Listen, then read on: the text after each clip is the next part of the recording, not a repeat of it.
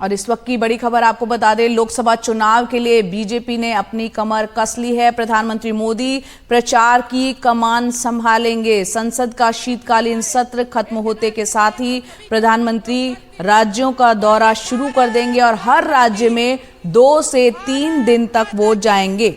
मैं माननीय प्रधानमंत्री जी से करबद्ध निवेदन करती हूँ। हमारे वरिष्ठ सहयोगी अखिलेश शर्मा हमारे साथ जुड़ रहे हैं। अखिलेश, यहाँ पर हम जानते हैं संसद का शीतकालीन सत्र अब समाप्ति की ओर और इसी के साथ जो है लोकसभा चुनाव की तैयारियां लगता है बीजेपी ने अब शुरू कर दी है। प्रधानमंत्री का दौरा होगा और क्या क्या डिटेल्स आपके पास आ रही हैं? देखिए, 22 तारीख को संसद का शीतकालीन सत्र समाप्त हो रहा है। इसके ठीक बाद प्रधानमंत्री नरेंद्र मोदी बीजेपी के चुनाव की प्रचार की कमान संभाल लेंगे। लोकसभा चुनाव में केवल 3 महीने का वक्त बचा है और बीजेपी सूत्रों के हवाले से जो जानकारी मिल रही है उसके मुताबिक पीएम मोदी हर राज्यों का दौरा जो है वो शुरू कर देंगे।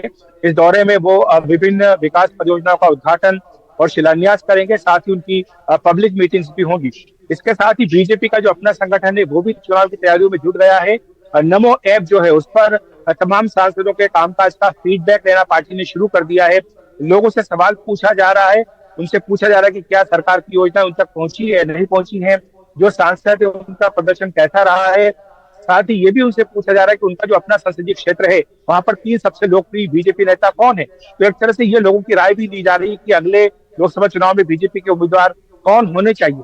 इसके साथ ही आप जानती है कि बीजेपी पिछले 2 साल से उन सीटों पर काम कर रही है जिसमें पिछले चुनाव में या तो वो हार गई या बहुत कम मार्जिन से जीती थी।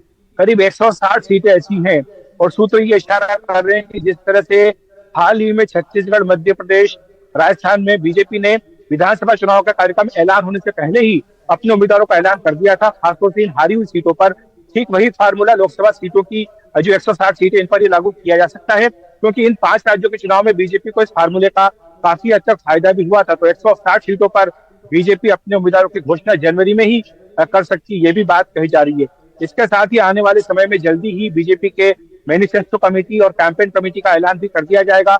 मैनिफेस्टो के लिए पूरे देश की जनता से सुझाव मांगे जाएंगे कि क्या क्या वो देखना चाहते हैं कि जो विकसित भारत 2047 तक का लक्ष्य रखा गया है उसको पूरा करने के लिए क्या क्या काम होने चाहिए, क्या वादे करने चाहिए। इस पर जनता का फीडबैक लिया जाएगा और साथ ही कैंपेन कमेटी का भी गठन कर दिया जाएगा। तो बीजेपी एकदम से सत्र समाप्त होते ही चुनाव के पूरी तरह से मोड में आ जाए।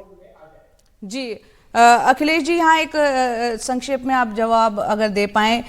पिछले 2019 के चुनावों की बात करें और इस बार चुनावों की अगर बात करें तो यहाँ हालात बदले हैं। बिहार में जेडीयू और बीजेपी उस वक्त साथ में थी। महाराष्ट्र की बात करें तो शिवसेना में टूट नहीं हुई थी। इसके अलावा पंजाब में अकाली और एनडीए का हिस्सा थी। ऐसे में जो हालात अब बदले हैं, 2024 के चुनाव में बीजेपी उतर रही है, तो एनडीए के गठबंधन को साथ लेके चलने के लिए उस पर भी कोई रणनीति पर विचार?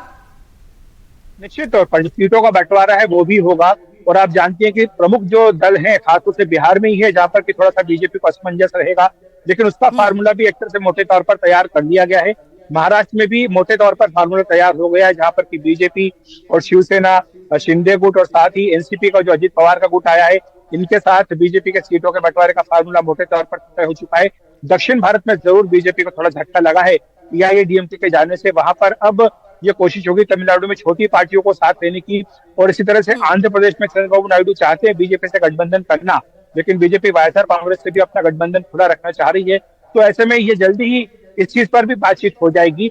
और जहां तक सीटों के बंटवारे की बात है, मोटे तौर पर एक सहमति बन गई है सहयोगी दलों के साथ और जल्दी उस पर मोहर भी लगा दी।